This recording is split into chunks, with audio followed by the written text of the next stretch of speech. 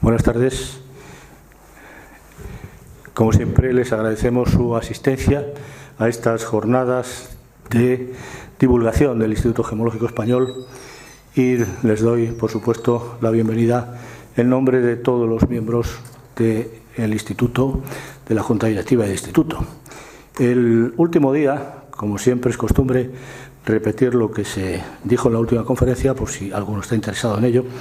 Se habló de las 5 Cs del diamante. De ello nos habló doña Amparo Moyano en una conferencia que fue pues muy clarificadora y sobre todo pues una conferencia que es básica para entender pues el cómo un diamante tiene un precio u otro o tiene una calidad u otra. Esta conferencia está disponible, yo creo que en YouTube, no sé si la habrán bajado todavía.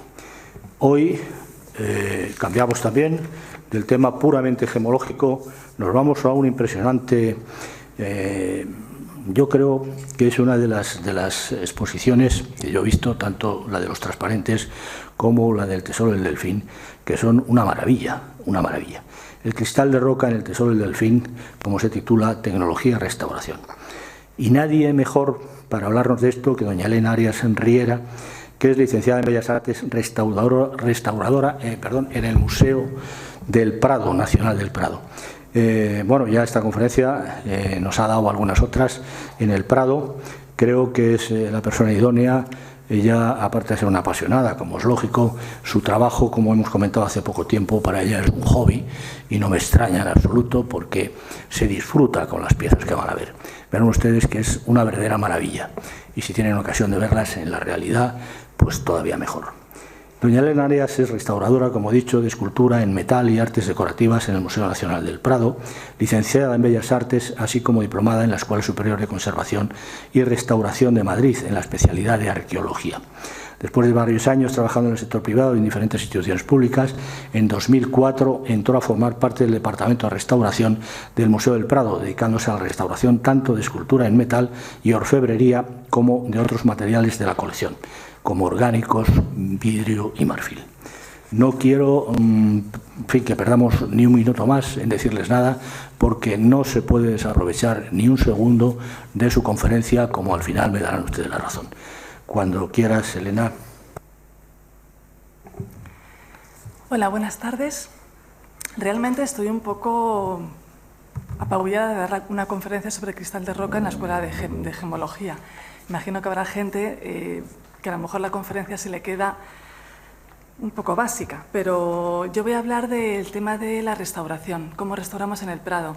El tema de la restauración, para restaurar una obra primero hay que conocer el material, hay que conocer las técnicas, hay que conocer su historia y todo eso nos da la suficiente información para saber cómo tenemos que intervenirla. Es muy importante conocerla.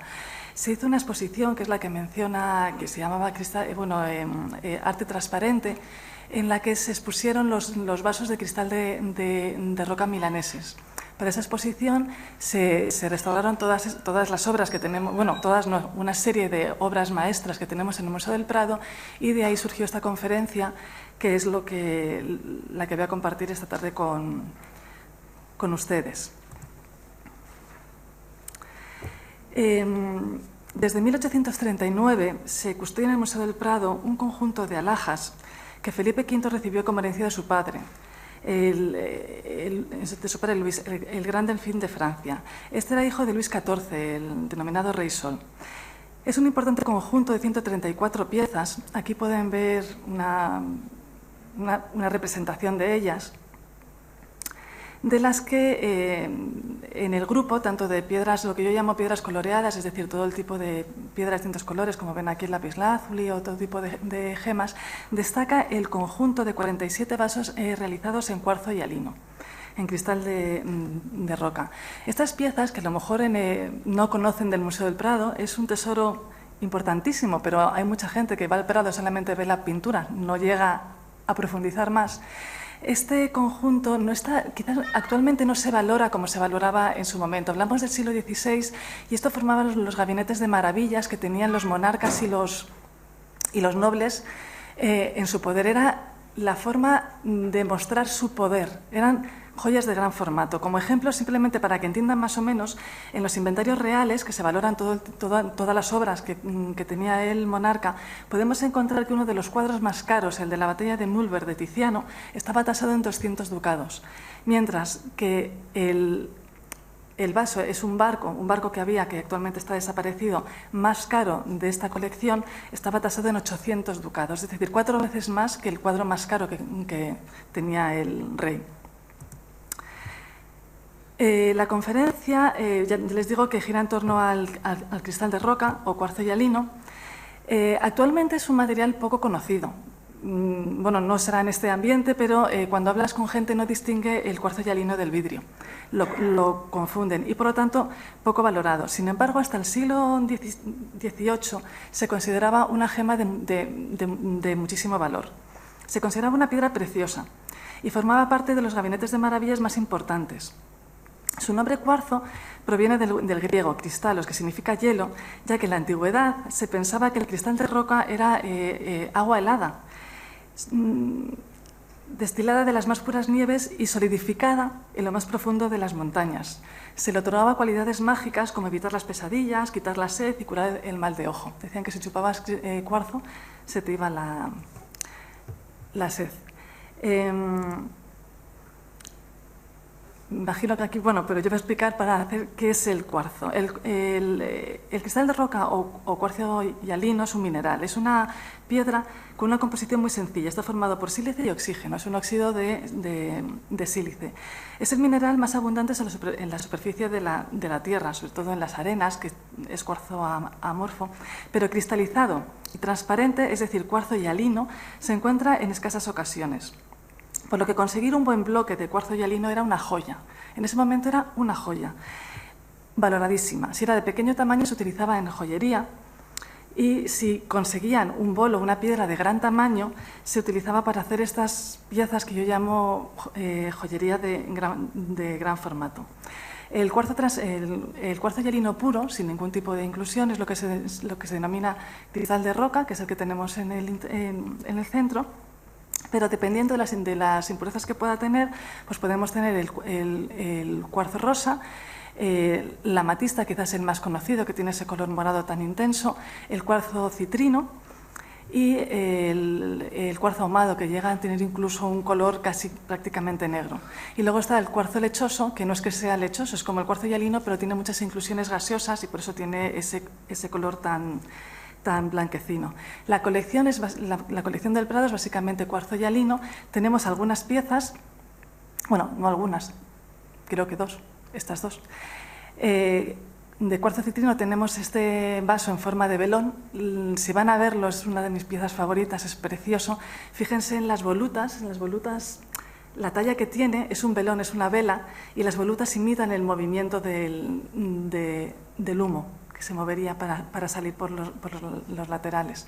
Y en cuarzo ahumado tenemos este vaso precioso, el vaso con mascarones, que tiene una tonalidad, no sé si en la foto se ve bien, que es una preciosidad. Voy a hacer una pequeña introducción al cuarzo. El cuarzo hialino es un cristal que durante su crecimiento y formación, los átomos o las moléculas que lo forman se organizan en módulos geométricos, es decir, en una estructura cristalina, hexagonal o trigonal.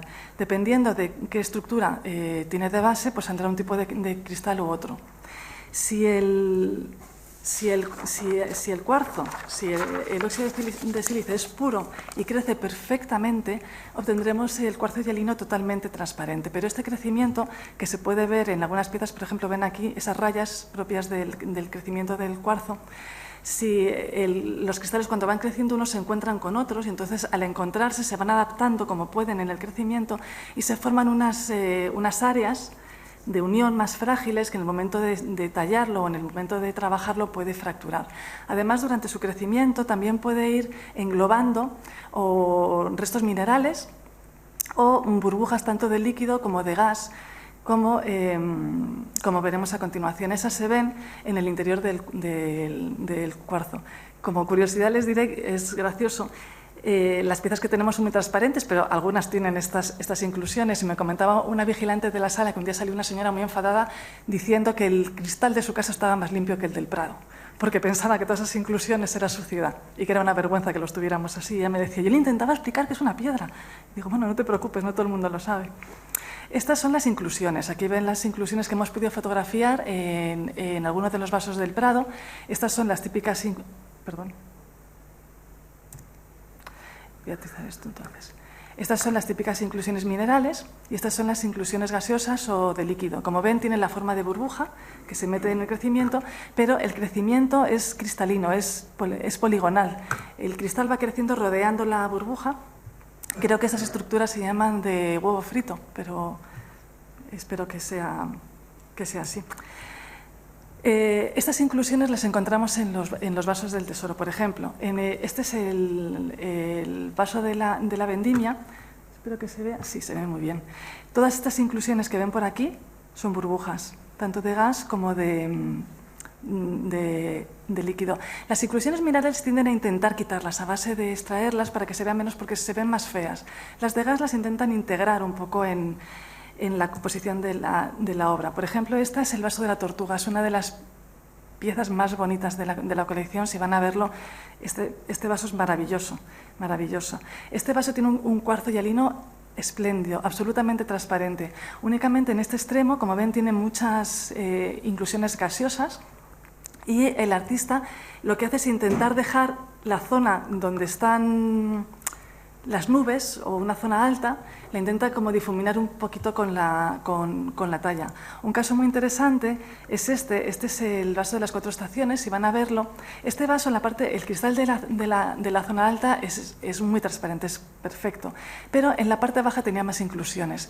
¿Qué hacen? Intentan adaptar la decoración para disimular esos fallos. Si van a verlo, la zona baja está toda tallada con las olas del mar y así más o menos se van ocultando un poco todas las inclusiones gaseosas y alguna mineral que tiene. Pero en la zona alta lo que ha representado el artista es una lucha de titanes, de monstruos marinos, y ha utilizado las gotas, bueno, los gases, hacen el símil de las gotas que salpican las colas de los peces que están peleando entre sí. Es muy bonito verlo, cómo lo ha integrado en la composición de la obra.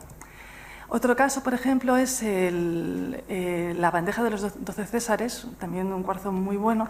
Esta bandeja está cruzada por aquí, si van a verlo, tiene una zona, debe ser una zona de unión de cristales, debía tener muchas inclusiones, incluso minerales, oscuras.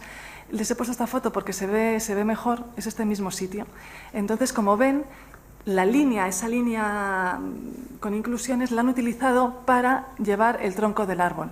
Han ido excavando para quitar todo lo que podían de las inclusiones y toda esta fisura o fallo de cristalización va siguiendo el tronco del árbol. Y luego la zona superior, todas las inclusiones que hay aquí la utilizan como si fuera la nube donde se encuentran los dioses mirando a Hermafrodito.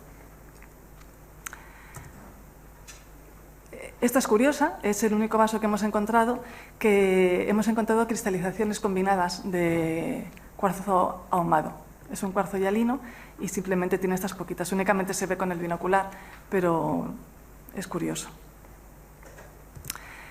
Les voy a hablar del vidrio, porque el problema del cuarzo, como les digo, es el vidrio. Es la confusión que tenemos con el vidrio. En la antigüedad el hombre descubre el vidrio y es un poco el sustituto del cuarzo. Se da cuenta que la arena, es decir, el sílice, se puede fundir añadiéndole un fundente que suele ser de sosa o de potasa. Se puede bajar la temperatura de fusión del sílice, se puede fundir y cuando enfría,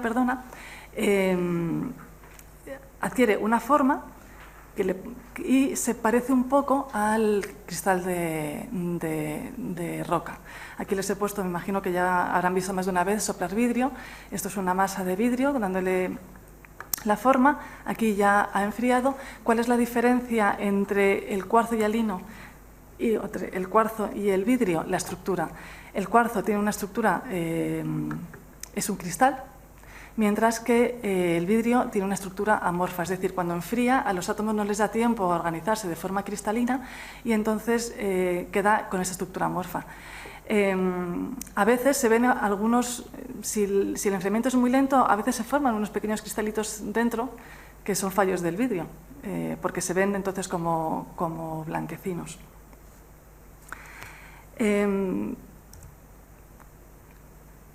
Cuando se fabrica el vidrio también a veces este tiene inclusiones gaseosas y también a veces tiene algunas manchas oscuras. Son muy fáciles de distinguir la del vidrio de la del cristal de roca. Con un binocular se distingue con cierta facilidad porque en el vidrio pues tiene una forma de burbuja normal. Si lo comparan con el cristal de roca, ven como aquí las burbujas sí que son esféricas, pero el crecimiento cristalino que rodea es muy diferente a las simples burbujas de un vidrio. El hombre descubre el vidrio en la antigüedad, las técnicas fueron mejorando. Tenemos aquí un vidrio fenicio, un vidrio romano, un vidrio medieval. Las técnicas van mejorando, pero el vidrio nunca fue capaz de superar al cristal de roca. Incluso el vidrio de Venecia, el mejor vidrio, el vidrio de Murano, el cristal de Murano que llaman, que no es exactamente cristal, siempre tenía esas inclusiones y la transparencia no alcanzaba al cristal de roca. Y fundamentalmente el vidrio no se podía tallar. El vidrio, en cuanto le acercaban una rueda o una muela de talla, estallaba. Mientras que el cristal de roca es una piedra que se tallaba y se le podía dar volumen, mientras que el vidrio siempre tiene que ser soplado en paredes más finas y sobre todo el problema era la dureza. Esto es un ajuar en cristal de roca, es una preciosidad, está en el Museo de Cádiz, es el ajuar de una niña, es de una niña riquísima, porque solamente hay 2 ajuares como este, creo, en todo el Mediterráneo que yo conozca, y esta es una Venus romana de la Getty. Como digo, el vidrio nunca fue capaz de superar al cuarzo en transparencia, en la forma de ser como vidrio, hasta que por eso se consideró una joya, una gema preciosa, carísima, hasta el siglo XVIII, que es toda la decadencia del cristal de roca. ¿Por qué? Porque a finales del siglo XVII, en Londres, están buscando la forma de abaratar la producción del vidrio. Estaban probando nuevos tipos de pastas, nuevos tipos de maquinaria y una de las cosas que hicieron fue cambiar el fundente. En vez de usar sosa o potasa, utilizaron minio, que tiene base de plomo. Y descubrieron que le salía un vidrio mucho más transparente, con una sonoridad especial y sobre todo duro, se podía tallar. En ese momento apareció el sustituto del cristal de roca. Ahí fue cuando ya habían encontrado la forma de sustituirlo de una forma barata. Como ven, ese conocimiento se fue extendiendo por toda Europa y esto, por ejemplo, son 2 vidrios de la granja del siglo XVIII. Como ven, ya está tallado, que hasta ese momento no se podía hacer. Ya empiezan a tallar el vidrio y, claro, no vas a tallar una piedra carísima o una piedra puedes tallar, destrozas una gema.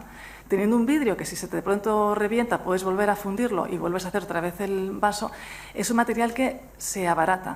Con lo cual los grandes artistas del Renacimiento y los grandes artistas que tallaban el cristal de roca dejan de tallarlo. La gente que lo talla no se invierte ese tiempo o esa riqueza en la talla del vidrio. ¿Qué ocurre? Que aparece lo que se llama el cristal de Bohemia, el cristal de Baccarat. ¿Por qué? Porque la industria, o sea, ellos cuando descubren este nuevo vidrio, como es parecido o es prácticamente igual al cristal, lo llaman cristal. Incluso en la industria contemporánea, el vidrio de plomo se le llama cristal. Y es curioso porque, por ejemplo, en el reciclaje, si ustedes tienen cristal, no lo pueden echar al contenedor de vidrio, tienen que echarle al de orgánico, porque contiene plomo.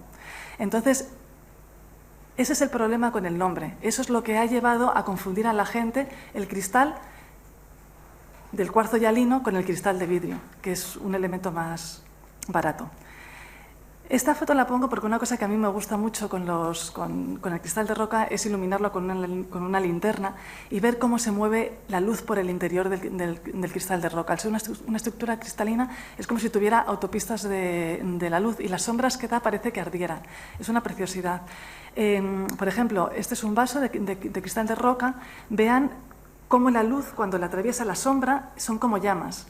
Mientras que un vaso de vidrio cristal, de vidrio de plomo tallado, realmente esto es un vaso de Zara, no tiene más valor, pero es para que lo vean, la sombra que da es monótona, es una sombra de un material amorfo, no es cristalino como el otro. Si tienen alguna vez la oportunidad de moverlo, es una preciosidad verlo.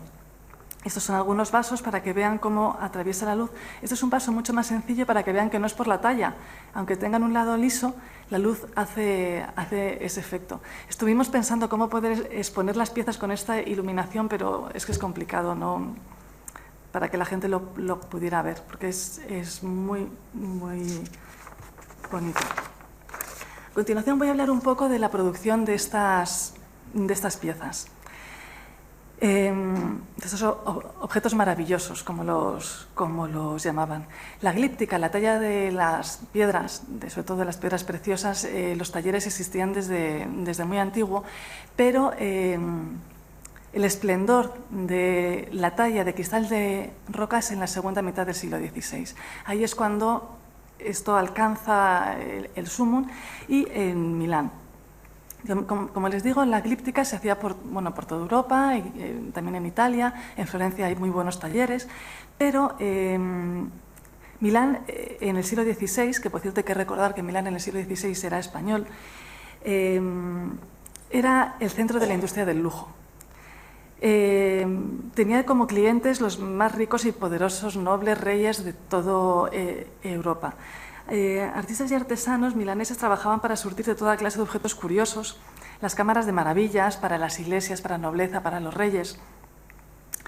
Y se realizaban en Milán las mejores armaduras. Les he puesto aquí alguna. Bueno, si solo tienen que ir a ver la Armería Real de Madrid para que vean las armaduras milanesas, son espectaculares. Los bordados, las joyas, como ven aquí, los camafeos. Allí encontraban los productos más exclusivos a los precios más desorbitantes. En el fondo sigue siendo un poco parecido, no sé si han ido a Milán últimamente, pero te lo llevarías todo si no fuera por el precio que tiene. O sea, Milán sigue siendo un centro de lujo, pero en el siglo XVI era el centro de Europa. Tenía una tradición glíptica desde antiguo, pero durante la segunda mitad del siglo se desarrolló de forma espectacular, debido, por un lado, a que fue un momento de decadencia en Florencia, y por otro lado, a la cercanía de los Alpes, que les suministraban piezas, tenían la cercanía y adquirían antes piezas de piedra excepcionales. También en la segunda mitad hubo unos talleres familiares, como el de los Miseroni, que también ayudó mucho a este desarrollo. También hay que tener en cuenta que por Milán pasó Leonardo da Vinci. Es muy posible que en las dos veces que estuvo Leonardo da Vinci en Milán, estuvo a finales del siglo XVI, estuvo 17 años viviendo en Milán, a finales del XV, y a principios del XVI estuvo 6 años también viviendo allí. Entonces es muy posible y prácticamente seguro que se interesase por las industrias locales, visitaría talleres y quizás diseñaría mejoras en las maquinarias. El desarrollo en las maquinarias de estos talleres es que coincide con esta época. Y además hay algunos dibujos de Leonardo da Vinci, como estos que ven aquí, que son un tipo de maquinaria muy adecuada para la glíptica o para el tallado. Incluso algunos de los más célebres artífices reconocían haber utilizado sus modelos. De hecho, Aníbal Fontana proclamaba haber aprendido todo lo que sabía gracias a las invenciones de Leonardo, y decía que en los talleres usaban muchas de las máquinas que éste había diseñado para tallar y pulir cristales.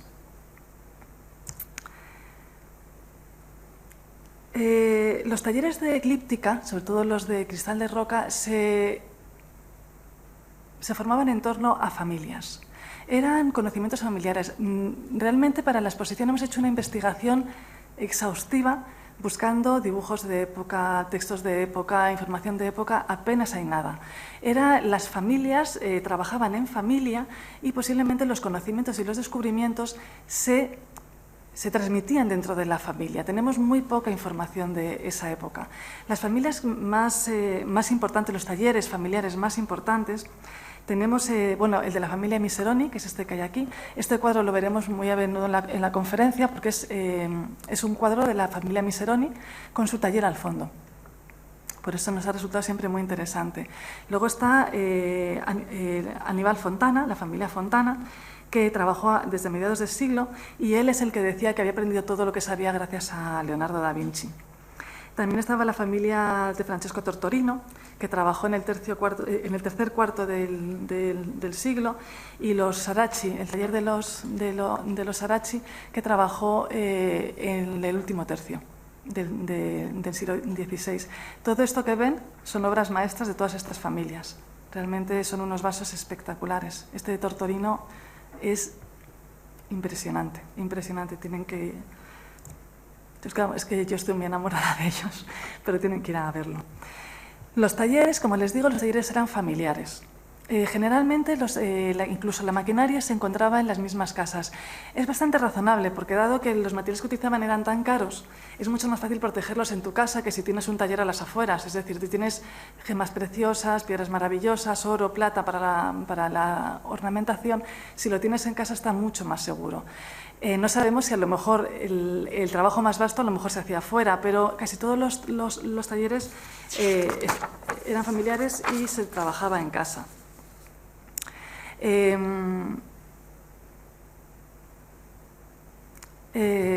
es el cuadro de la familia Miseroni. Como ven, está toda la familia. También los componentes, o sea, el taller tenía distintas gente especializada en cada una de las fases de la elaboración de estos vasos. Generalmente eran familiares, también sabemos que de vez en cuando contrataban a lo mejor a algún personal externo, pero casi siempre era una parte, un hijo, otro hijo, que se dedicaba a la talla en bruto, otro que hacía la decoración, todo se quedaba muy encerrado y muy englobado en la familia. El proceso de elaboración de estas piezas, ya les he dicho que apenas hemos encontrado información realmente de época. Hemos ido cogiendo pequeños dibujos, alguna información que tenemos, pero casi todo lo hemos ido sacando de un razonamiento lógico o de las tallas actuales del vidrio. Como siempre, comenzaba con un dibujo preparatorio, es decir, cuando el bolo o la piedra o el cuarzo hialino maravilloso que se encontraba llegaba al taller, se buscaría la forma qué zona está mejor, qué zona está peor, dónde vamos a dejar la zona más transparente. Se estudiaría la forma, el tipo de vaso que se puede sacar y lo primero que se comenzaría es con un dibujo preparatorio, sobre todo para enseñárselo al cliente posiblemente.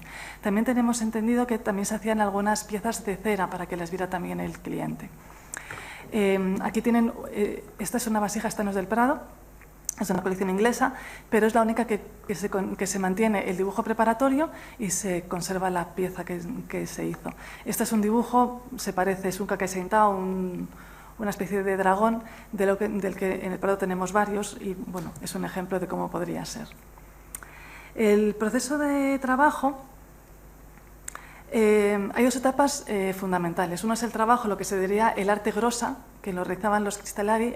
El arte grossa es la talla para darle la forma, adquirir la forma del vaso. Es el trabajo quizás se puede considerar más vasto, menos fino. Y una segunda fase, que lo haría otro tipo de especialistas, que sería el arte minuta, subtile, o que es lo que hacen los intagliadores, los talladores, que serían los que hacen ese dibujo más terminado, bajo relieve o en alto relieve. Este vaso no es renacentista, esto es un vaso medieval, pero nos puede dar una idea del trabajo de los talladores previo a la decoración. Como les digo, no tenemos dibujos de época ni hemos podido encontrar nadie que siga trabajando, con lo cual para explicar un poco el proceso de talla he recurrido a los talleres actuales. Este más o menos sería el arte grossa. Aquí vemos una roca, un cuarzo hialino con numerosas inclusiones, no es de muy buena calidad, pero bueno, y aquí ven más o menos la forma del cuenco que quiere realizar. Se comienza por un desbastado con sierras, siempre refrigerado con agua, para evitar los calentamientos y también como lubricante, se va cerrando hasta que te acercas a la forma, vas desbastando el bloque. También se va tallando, el cuarzo no se talla como otras piedras, es más frágil, con lo cual, por lo que he visto, habitualmente se va como rebajando con sierra y luego se van rompiendo las paredes, hasta que más o menos te acercas a la forma del cuenco que quieres realizar. Y se pasa a las ruedas de pulir. Aquí ven cómo va puliendo y va acercándose cada vez más a la forma del cuenco. Aquí ven cómo se va acercando, las paredes cada vez son más finas, siempre con el agua, todo siempre con agua.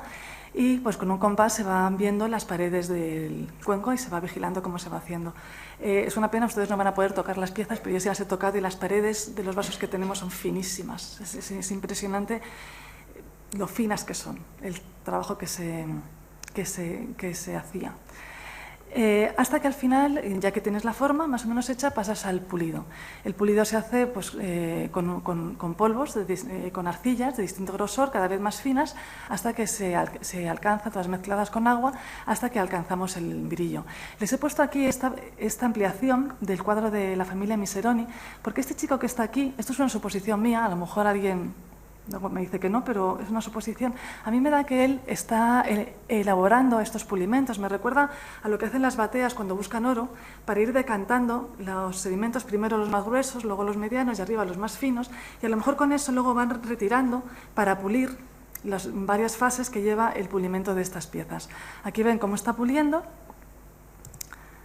hasta que se alcanza el brillo transparente definitivo. Siempre me hace gracia decirlo, pero en la antigüedad, en el siglo XVI, se buscaban cuarzos y halinos perfectos para diferenciarlo del vidrio. Ahora buscamos cuarzos imperfectos, con muchos fallos, para diferenciarlo del vidrio también, y que la gente sepa que es una piedra. Pero así son los tiempos.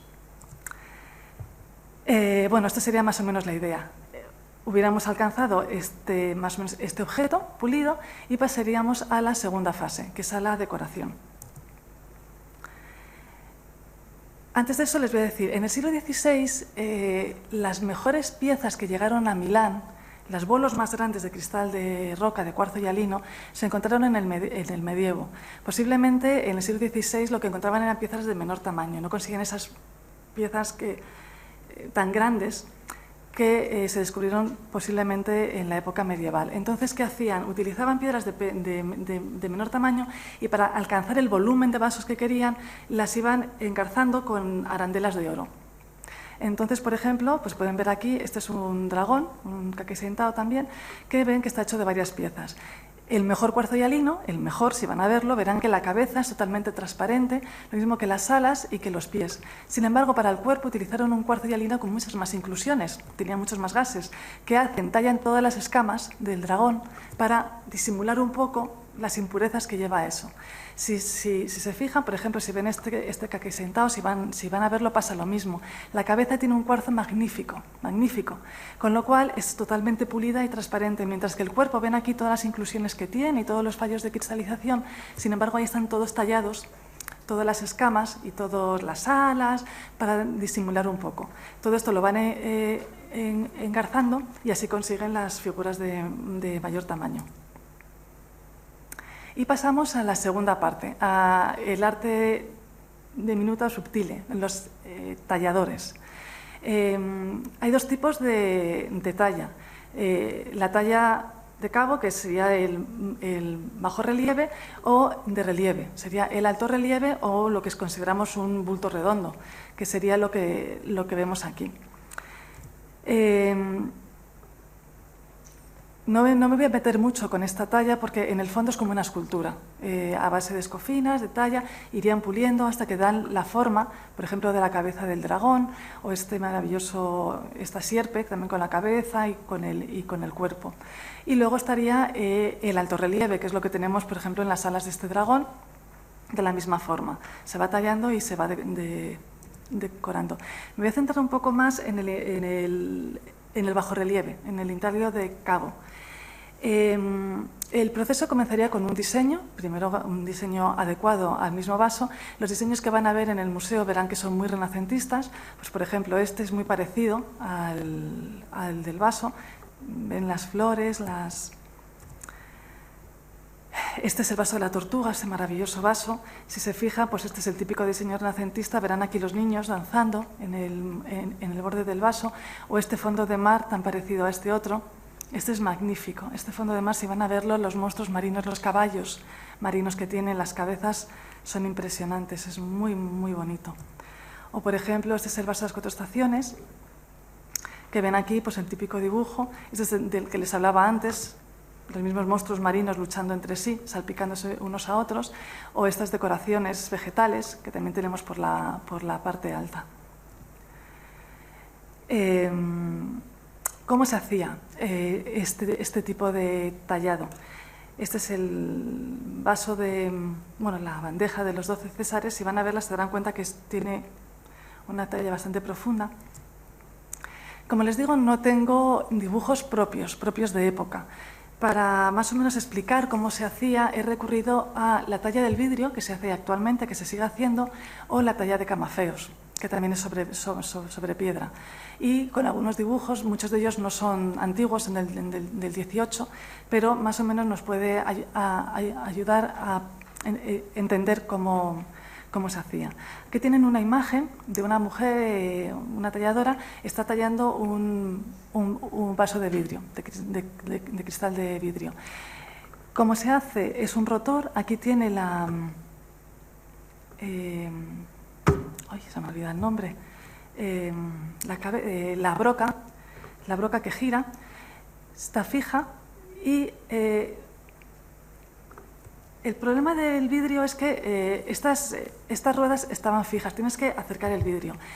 La broca tiene que girar perfectamente, porque si no está perfectamente alineada y se mueve un poco, cuando tú acerques el cristal de roca lo va a golpear y lo puedes reventar.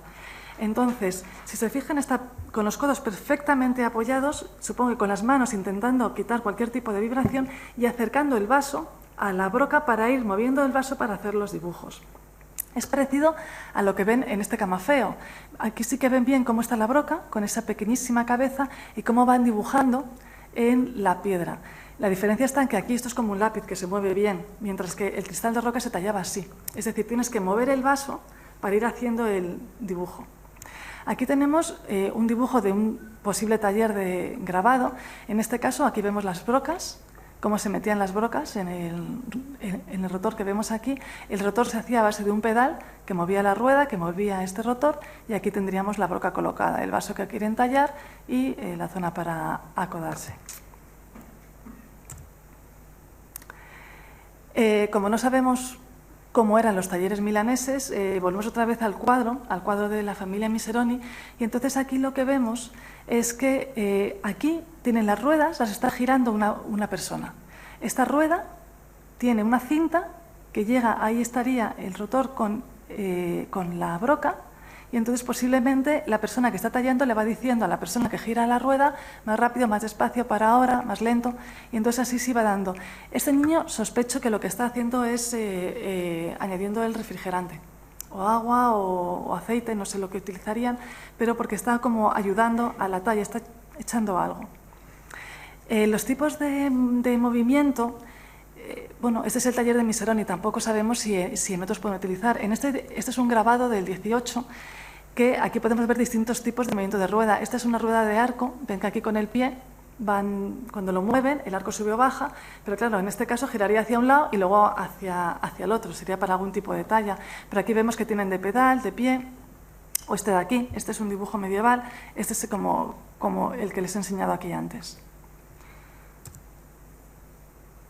Bueno, aquí tienen un dibujo también de una persona, de un tallador, también tienen aquí las brocas para que vean cómo va tallando. Aquí no vemos cómo es el sistema de rotor. Les he ampliado la zona para que vean cómo aquí estaría la rueda, cómo viene por aquí la cinta que entra y sale por aquí abajo y mueve, aquí tendría que estar la broca. Y esta persona no nos deja ver, con su cuerpo no nos deja ver qué es lo que está haciendo. Las brocas son como los lápices. Dependiendo de la cabeza de la broca, sale una línea u otra. Por ejemplo, aquí les he puesto un dibujo. Por ejemplo, esta bola esférica te puede hacer o un círculo, una especie de medio balón, pero si lo utilizas dibujando, pues tienes una línea gruesa. Este tipo de brocas distintas te hacen un tipo de mordida distinta sobre el cristal. Esta ovalada te sirve también para hacer líneas más finas. Esta, que es ovoide, pues para hacer esa especie de formas en huevo. Esta es muy interesante, esta es como un medio casquete, que si lo pones en vertical te hace un círculo, pero si lo pones de lado tienes una media luna. O esta otra que también ven que hace los circulitos y esto sería más o menos la forma. Si esto lo vemos sobre el cristal de roca, es impresionante cuando lo ves. Por ejemplo, esto es un perro de aguas de la caza, este es el vaso de la Montería. El vaso de la Montería, cuando vayan a verlo, si van, tiene una escena de caza en torno a todo el vaso, de un tamaño pequeñísimo. Y este es uno de los perros de agua. Este perro de agua podemos ir viendo más o menos, por ejemplo, el hocico, como posiblemente haya utilizado pues, una broca redondeada o una ovalada, mientras que para hacer el pelo, los rizos del pelo, pues posiblemente ha comenzado con un círculo como esta broca, pero luego le he hecho unas medias lunas con una más grande. Aquí también pueden ir viendo cómo han ido utilizando las distintas brocas. Para hacer el agua, posiblemente he utilizado una de las ovoides. Para hacer la pierna del hombre, ha utilizado una primero de las más grandes para luego terminar, por ejemplo, con una de estas, posiblemente, para hacer las líneas. Es decir, va cambiando de broca y va dibujando. Aquí también tienen otro ejemplo, que también ven otro perro de agua, este pájaro. Este pájaro quizás es tan sencillo de ver cómo se ha dibujado, ¿no? Cómo va haciendo el pico, cómo es otra broca distinta, las patas, cómo las va dibujando. O este perro de aguas. A mí este perro de aguas es que me gusta mucho el pato que está, porque es que es una broca gorda con otra broca un poco más pequeña para los muslos y luego las dos patitas. Y ha dibujado el pato y luego las alas. O, por ejemplo, cómo ha diferenciado los juncos. Lo que es una maravilla son las cabezas de caballo. Los caballos son espectaculares, si consiguen verlo. Yo siempre digo, los caballos eran los coches de la época, era lo que les gustaba, y realmente son mejores las anatomías de los caballos que de las personas. Se notaba que les gustaban los caballos, son unos caballos magníficos. Este caballo es impresionante cómo está hecha la cabeza, porque vean el morro, como luego ha hecho con una broca, es que es muy difícil verlo, claro, en plano, ¿no? Pero cuando lo ves con el binocular y ves las alturas, como es primero un primer hundimiento para la cuenca del ojo, con un segundo para la ceja, con otro que baja hacia el ojo, con otro y tiene hasta la pupila. Son niveles que va bajando dentro del cristal y cuando lo ves es impresionante. Es impresionante. O, por ejemplo, simplemente para hacer el pelo del caballo, como he utilizado yo, ya simplemente dos brocas para hacer la línea. Fíjense la complejidad, pero sobre todo, si les digo, este es el vaso de la Montería, esta es la escena extendida. Esto mide 20 centímetros. Esta cabeza de caballo no debe alcanzar el medio centímetro. Es de un tamaño, puede tener 5 milímetros. Cuando lo ves con el binocular, y es lo que les digo, tiene hasta la pupila del caballo, realmente te quedas impresionada del trabajo que se hacía en esta época. Esta es una de las obras maestras del museo y además luego les enseñaré porque para mí esta obra me dio una gran alegría. Bueno, como les dije, para restaurar una obra también hay que saber conocer su historia, conocer sus avatares, por qué la encontramos de esa forma. Como les he dicho al principio, el origen de estas piezas comienza en la colección del rey Sol de Francia. Como les comentaba antes, todos estos monarcas tenían los gabinetes de maravillas. El rey Luis XIV había heredado una gran colección, había comprado muchísimas piezas y tenía uno de los gabinetes de maravillas más importantes de Europa. Su hijo Luis, el Gran Delfín, también había comenzado a hacerse su propia colección. Es decir, él no había heredado nada todavía, pero él quería tener su colección y se endeudó hasta donde no podía más, comprando este tipo de objetos. Felipe V, cuando ya era rey de España, cuando ya se acaban los Borbones, viene Felipe V, ya es rey de España, muere Luis, el Gran Delfín, sin llegar a reinar.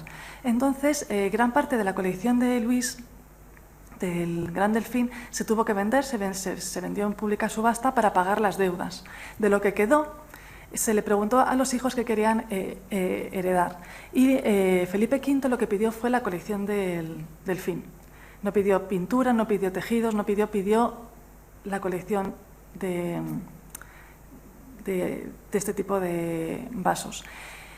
Su abuelo, Luis XIV, no se quedó quieto y se quedó con las mejores piezas. Lo que ocurre es que Luis XIV ya tenía mucho cristal de roca, su colección tenía mucho cristal de roca, y quizás por eso no pidió tanto cristal de roca, y esa es la razón por la que tenemos tantas obras maestras de cristal de roca, porque vinieron obras importantísimas, mientras que de otras piedras, también magníficas, muchas se quedaron en Francia y pasaron a formar parte de la colección de Luis XIV.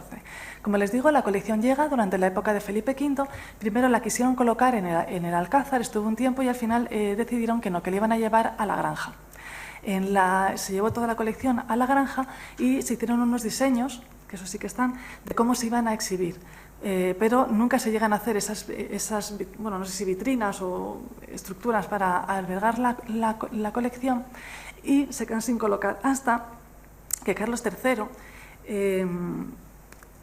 saben que, bueno, perdonen que me estoy dando, me voy a quedar sin voz. Carlos III, cuando llega a ser rey de España, decide fundar los reales gabinetes. Funda el Real Gabinete de Ciencias, y lo que hace es donar con Dávila, forman el Real Gabinete, y entonces lo que hace es donar las mejores obras que él tiene. Entre ellas va el Tesoro del Delfín, porque él considera que al tener esas piedras tan especiales va a ser muy interesante que las tengan en el Real Gabinete. Se donan con otras piezas magníficas también de la colección del rey, y pasan a formar parte de este gabinete, hasta que durante la francesada, durante la invasión francesa, saben que los últimos días, cuando los franceses abandonan Madrid, bueno, se llevan todo lo que pueden. Entonces un batallón francés se presenta en el Real Gabinete y exige, porque además eso se sabe porque los funcionarios, las personas que trabajaban allí, intentaron esconder todas estas piezas, pero les amenazan de muerte y consiguen que les den el tesoro. Todas estas piezas las tiran a un carro de paja. Como ven, ese capirote que le han puesto se lo pusieron en Francia, no es original, y actualmente no entra en su estuche, por supuesto. Y tampoco es que le hayan beneficiado mucho, porque la pieza está, no sé, han desequilibrado un poco. Bueno, las piezas vuelven a España, vuelven al Real Gabinete, pero entonces la reina regente María Cristina decide que las piezas tienen demasiado valor para estar en el Real Gabinete y que deben pasar al Museo del Prado. La polémica es impresionante, salió hasta en prensa, porque el Real Gabinete no se quiere desprender del Tesoro del Delfín, pero al final la reina se impone, y en 1839 las piezas entran en el Museo del Prado. Se exponen, no tenemos ninguna foto de cómo era la forma de exposición ni nada, hasta que en 1844 Jane Clifford hace las primeras fotos de las piezas del tesoro. Estas fotos, que las hemos ido buscando, son muy importantes para ir conociendo cómo han ido cambiando o si han sufrido o no han sufrido estas obras. Por ejemplo, pues aquí tienen el vaso de la Montería, que vamos a ver luego, este vaso de los dos picos, el Caque Seintao, por ejemplo, este vaso, que aquí no tiene asas. En 1866 se hace un nuevo montaje, se vuelven a fotografiar las piezas, podemos ir viendo cómo todas más o menos se van manteniendo, tenemos todas las fotos. En 1879 se hacen las fotos de Laurent y Minier. Por ejemplo, aquí ya van viendo ese vaso que vimos antes, que antes no tenía asas, aquí tiene asas. Es ese que ven aquí. Aquí tiene asas. Otros han perdido otra serie de piezas, pero bueno, vamos siguiendo los avatares de estos vasos. Hasta que en 1915 se coloca en la Galería Central el tesoro, en estas naves. En 1918 es un momento que a mí me parece realmente triste, porque un vigilante del Museo del Prado, conchavado con un anticuario, se dedicó a robar parte del tesoro. Iba arrancando trozos para que no se notara, sacaba las ornamentaciones, las fundía para venderlas al peso. Realmente, cuando ve las piezas y lo que se llevó, yo realmente es que no se lo perdono. Hizo un destrozo enorme. Le descubrieron, pero ya cuando le descubren, ya había robado 11 vasos y 35 vasos habían quedado mutilados. Estas son fotos del ABC, de la policía, cuando estaba investigando en el museo. Bueno, esto se lo he puesto, por ejemplo, esta es una de las piezas que ven en las fotos antiguas cómo se ve que tenía aquí abajo esta ornamentación y aquí se la han arrancado. Además, para arrancarlo, le rompió las patas a la tortuga. Este es el vaso de 2 picos, que también ven aquí cómo había arrancado este trozo. En este caso sufre un poco menos porque esta moldura es francesa, no es tan antigua como la anterior. Bueno, después de este robo siguió expuesto en el mismo sitio hasta que del 40 al 76 se hace una nueva instalación en el Museo del Prado. Volvemos a tener aquí todas las piezas y hasta que en el 76, debido a que iba a haber unas obras en el Museo del Prado, todo el tesoro del Delfín se deposita en el Banco de España. Estuvo en la cámara acorazada del Banco de España, la cámara que está en Cibeles, que es donde está el oro de España. Ahí estuvo depositado el tesoro mientras no estuvo en el Museo del Prado. Hasta que al final, en 1989, se pone en estas nuevas vitrinas, que son las que tiene en la actualidad. También les informo así que el año que viene, en el 17, se va a inaugurar una nueva sala expositiva del tesoro. Lo vamos a quitar aquí, pues son unas vitrinas quizás un poco antiguas y se van a hacer un nuevo sistema de exposición. Pero actualmente están aquí y si pueden ir a verlo ahora es muy bonito porque esta sala tiene una puerta que es una puerta acorazada. Es una puerta como entras en una zona acorazada y es muy bonito. Sobre todo si van con niños, la puerta les fascina. Y cuando lo cambiemos de sitio no vamos a tener la puerta acorazada, cosa que a mí me da un poco de pena. Y ahora, no sé si voy mal de tiempo. Bueno, ahora les voy a hablar de unos poquitos casos sobre la restauración. He sacado unos pocos casos que tienen alguna cosa un poco más especial porque evidentemente el cristal de roca no se restaura. El cristal de roca lo más que le puede pasar es estar sucio o estar roto, pero no tenemos ninguna degradación, bueno, o arañado, pero no es un material que intrínsecamente él mismo se descomponga, es muy estable. Con lo cual, la restauración que se ha hecho, por un lado está toda la restauración de la febrería, que no puedo hoy hablar de ella, pero en el cristal de roca fundamentalmente ha sido las limpiezas. Tenían, como ven por ejemplo aquí en el vaso de Tortorino, como ven, pues cuando lo ven con binocular se ve toda la suciedad metida en esos huequitos tan pequeños. La limpieza ha sido exhaustiva a base de binocular e ir limpiando poco a poco. Realmente yo cuando me explicaba a la gente decía, bueno, ¿y qué dan? Y digo, mira, esto es como el parabrisas del coche, que parece que está limpio hasta que le pasas un dedo y está asqueroso. Pues aquí pasaba lo mismo. La gente decía, no, si no está sucio. Pero cuando le quitas toda la suciedad al cristal de roca, es que se ilumina. O sea, realmente sale un brillo, es una preciosidad. Entonces, la limpieza ha sido lenta porque además teníamos muchos materiales distintos, quedaban muchas colas animales de intervenciones antiguas, resinas, adhesivos de otras que se le han puesto en distintas intervenciones y entonces, bueno, pues distintos disolventes para cada producto. Pero bueno, era lenta, pero es una limpieza más o menos normal. Esto es lo que les decía de la suciedad. Esta foto, lo siento, no es muy real, porque una está más amarilla que la otra, pero bueno, lo que les quería decir, el cristal de roca es lo que les decía antes, la luz corre por dentro del cristal de una forma espectacular. Entonces, cuando tú tienes una resina amarillenta o alguna cosa, ese color amarillo lo lleva por todo el cristal y se ve amarillento, se ve viejo, se ve con ese aspecto oxidado, ¿no? Entonces, cuando tú lo limpias bien y quitas todas esas resinas, vuelve a adquirir ese aspecto blanco de hielo, impresionante, ¿no? Este es un ejemplo, este es el vaso de la tortuga, que como ven aquí, ven que tenía mucha suciedad, tenía colas animales, tenía suciedad normal, tenía resinas. Entonces, todo eso, cuando se fue limpiando, pues al final el vaso, lo que me da pena porque parece que les estoy engañando, pero es que era verdad. El vaso se ponía blanco, perdía ese tono amarillo. Este es otro de los casos. Si van a verlo, Este vaso tiene la tapa fracturada y la habían pegado con una resina epoxi. Estaba oxidada y amarilla, bueno, ya lo ven, amarillo huevo.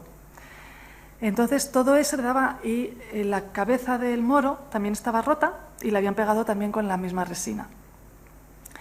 En restauración no siempre despegamos todo. Hay muchas veces que despegar algo implica un riesgo que no se debe correr. Es decir, hay veces que una adhesión es tan fuerte que puedes hacer daño al original por intentar quitarlo.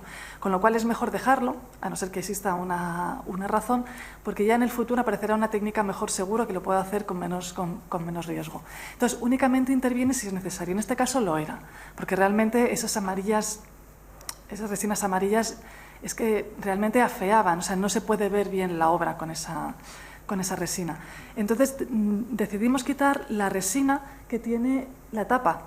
Sin embargo, por ejemplo, en la cabeza del moro, que se ve un poco menos, estuvimos intentando quitarla, pero era muy difícil acceder, nos daba mucho miedo poder hacer daño a la pieza, y la cabeza del moro no se despegó.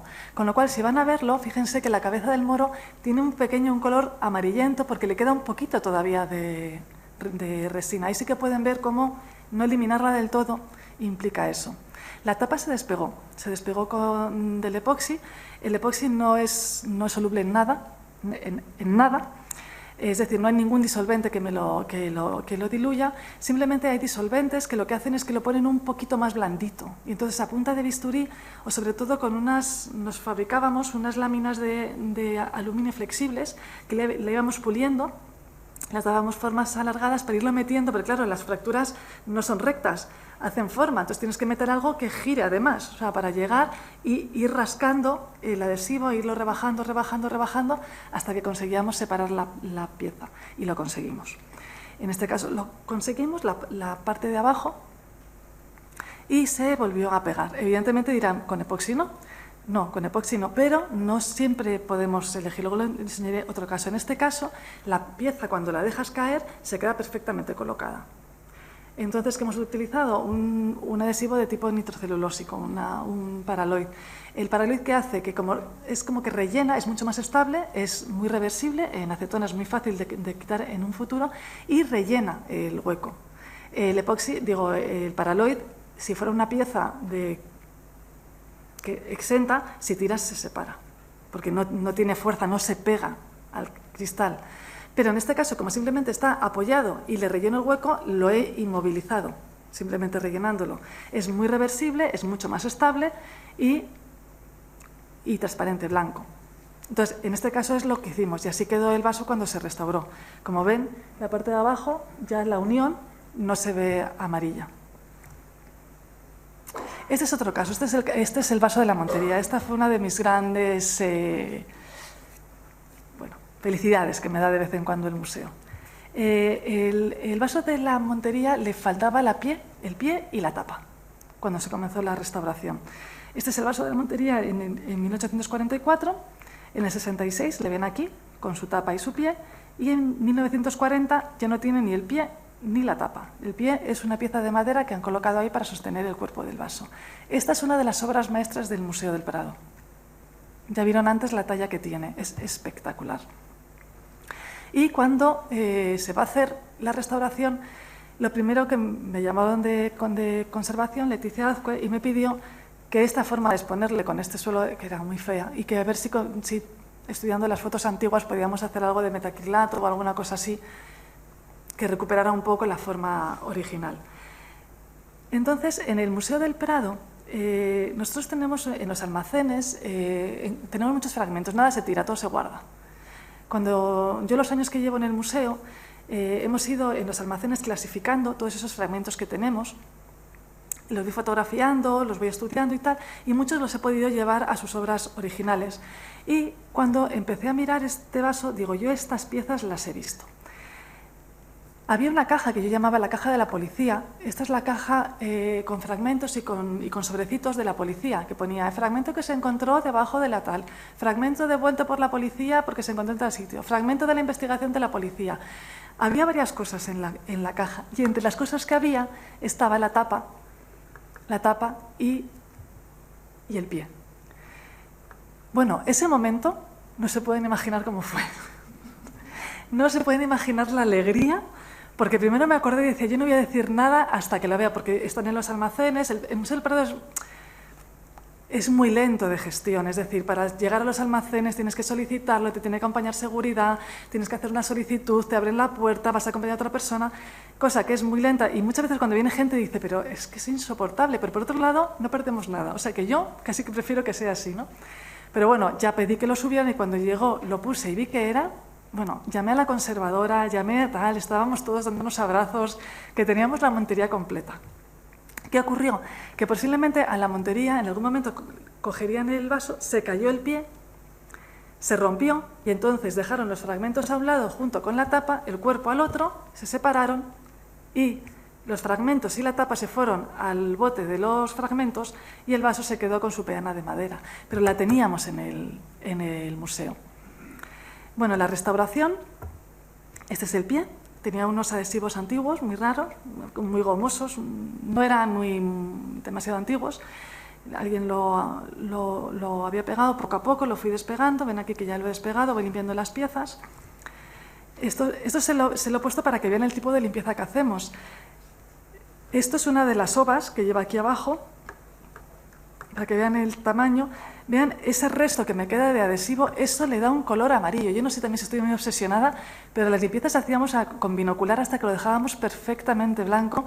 Y ya el día que íbamos a pegar, mi compañera y yo, de pronto lo mirabas y encontrabas otro cachito de adhesivo que te quedaba, aquello era interminable. Pero bueno, hicimos una buena limpieza y se pegó. Con epoxi. Perfecto, sí. Se pegó con epoxi. ¿Por qué? Porque en este caso yo no puedo utilizar un adhesivo que no sea extremadamente fuerte. Es decir, si yo utilizo un Paraloid, que me va a quedar bien al principio, un cianocrilato, si en un futuro ese adhesivo falla, lo que se va a caer es el cuerpo, se va a caer el vaso entero. Entonces yo no me puedo jugar que por un fallo del pie se caiga el vaso y que desaparezca la montería. En este caso hemos vuelto a utilizar epoxi. Es una epoxi especial que no amarillea, mucho más estable, pero que en un futuro cuando venga tu restauradora a intentar retirarla se va a acordar de mí, como yo me he acordado del que puse el anterior epoxi. Pero hay veces en las que no puedes utilizar lo que quieres, es decir, cada obra se hace de una manera distinta. Bueno, este es el sistema que hicimos para pegarlo, porque, claro, estos vasos en origen llevaban unas masillas y unas arandelas que lo mantenían derecho. Ahora, cuando lo colocábamos se iba de lado. Entonces lo que hice fue esta especie de columpio, donde nivelaba el vaso y luego lo dejaba caer sobre el pie para que quedara perfectamente recto, y colocaba el pie con el epoxi. También otro de los problemas es que este epoxi tarda en fraguar 3 días, está 3 días líquido, con lo cual tienes que dejarlo perfectamente colocado y en su sitio. Entonces este sistema nos funcionó bastante bien. Y aquí es el vaso de la montería una vez terminado. Este es el Kakeseintao.